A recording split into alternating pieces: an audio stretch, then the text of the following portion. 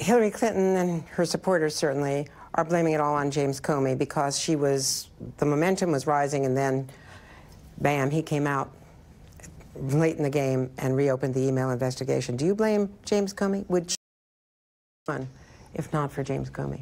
It's hard to make that judgment, what would have happened.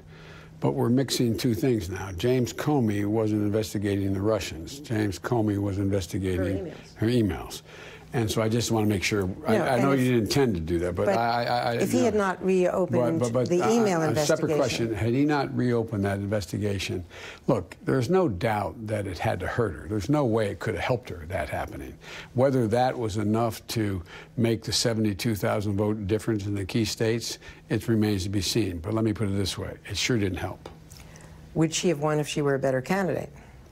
Look, I think what happened was something we've never seen in American politics.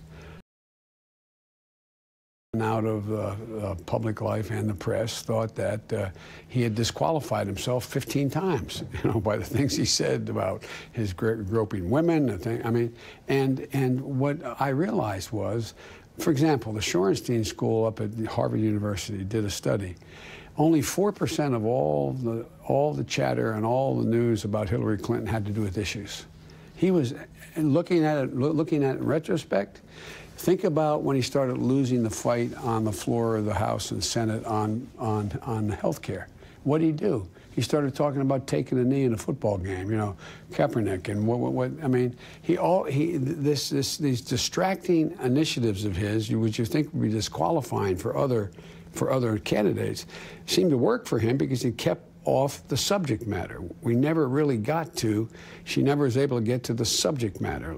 For example, what are you going to do about middle-class families? How do women who are qualified to work pay $22,000 a year in Washington, D.C. for child care if they have 2 kids and still work?